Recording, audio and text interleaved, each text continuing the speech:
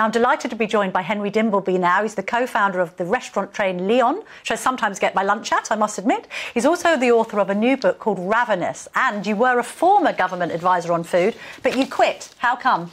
I quit because I wanted to speak out about some of the issues. They commissioned me to do a national food strategy to look into how we grow our food in a way that stops making us sick and destroying the environment. And I wanted to talk out about that, particularly on health. So the food we eat that's meant to keep us alive kills more people every year than COVID. Because it's processed and full of rubbish. Because it's processed, because we have this powerful appetite. Our appetite will make us do extraordinary things. It evolved in a world where calories were scarce. And 85% of the food that food companies now process and make for us is deemed unhealthy by the World Health Organization, too unhealthy to market to kids.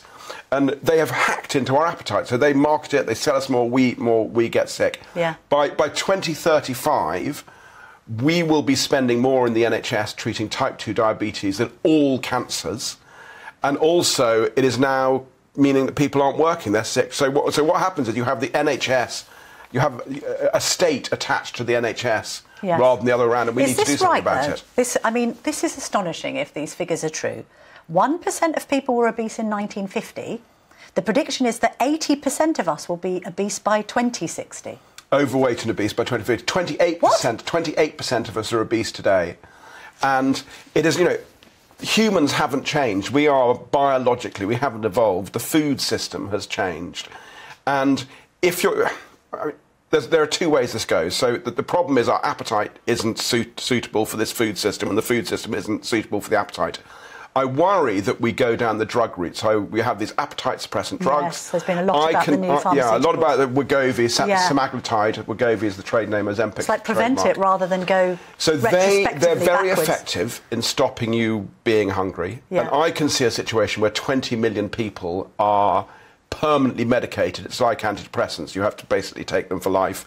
Permanently medicated rather than tackling the food system. This is where I'm uncomfortable with this. I mean, is it really the state's role to interfere in what people are eating?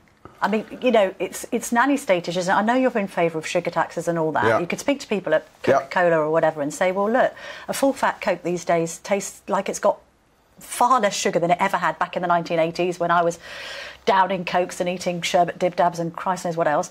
We're better educated now about food. Why is it for you to tell fat people that they can't eat what they like?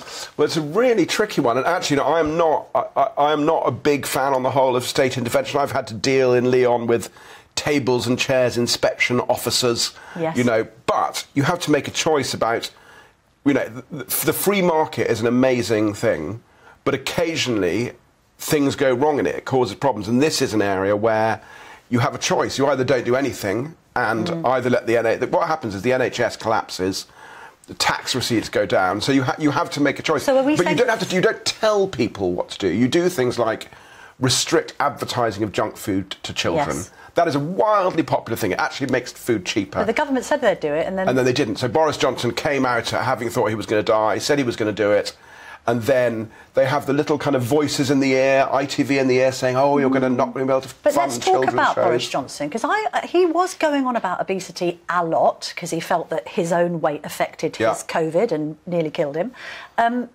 But then what happened? Was he making all of the right sounds initially, and then it all just filtered away in a Johnson way, perhaps? So you have, you know this, you have in government, all of the different departments act for their kind of industries. So the Department for Culture will be saying, no, we can't ban advertising because we won't be able to make children's programmes, because ITV has been telling them, I had a meeting with ITV, they've been telling them this will be a disaster. And DEFRA, the Department for Environment, Food and Rural Affairs, will be saying, this will be bad for food companies. So you need a strong centre for anything that's quite complicated and systemic like this. You need a strong centre who will kind of, bring those interests together and make a decision. And obviously, I think the one thing we can say about Boris Johnson's government and what Boris Johnson liked to be nice to the last person who was in the room. So he was not... So my guess is what happened is he came out thinking, I'm going to do this, and then he got words in his ears and he lost his way and he didn't do anything. But then what are we saying? Are we saying to the food producers, look, this is actually your fault because you're putting sugar in bread and you're putting 35 different ingredients in an egg sandwich and none of it's necessary? Are you saying we need to get back to the 1950s and just sort of have a quite simple meat and 2 veg diet, not have too much processed stuff, eat fruit and vegetables? Yeah. Almost like a rationing diet. Well, is that what I would not advocate rationing, although, funnily enough, the least affluent were at their healthiest are at the end of the war because they had eaten more meat and more vegetables than they had been able to afford. But I'm not in favour of rationing. The food companies are as stuck in this problem as we are. If they don't market this stuff to us, then someone else will. So you can't go there. I think there are 2 things that we need to do. One is we do eat too much processed food, and over the long term we need to change our food culture. You can change food culture, we've done it before, but it's a long-term thing. In the meantime, we need to make that processed food less bad for us, and that requires government intervention. We've got dual working families. You know, I'm busy, I've got actually 2 jobs, this one and the Telegraph. Don't always have time to cook. And therefore you do get quick solutions in. And that's happening more and more because maybe, and I'm not being sexist about this, more mothers are working and therefore people are having to expedite the cooking process. Right? No, I mean, we say in the book that one of the reasons we lost the cooking skills is that women, not because they loved it, but because that was the social order, did the cooking, the cleaning, you know, worked incredibly hard. And when women came into the workforce, we lost some of that. But that doesn't mean that we can't get it back for both men and I do most of the cooking in our house. But that doesn't mean we can't get it back. So does my husband, to be fair. I'm a terrible cook and I don't really like it. But Henry, the point is this book is coming out. When is it already? Came out on Thursday. Came out on Thursday. Ravenous. You're not going back to the government and advising them, though? No, I'm not. And hopefully this is a kind of... It's written by with my wife, who is a colleague of yours, and Jemima Lewis.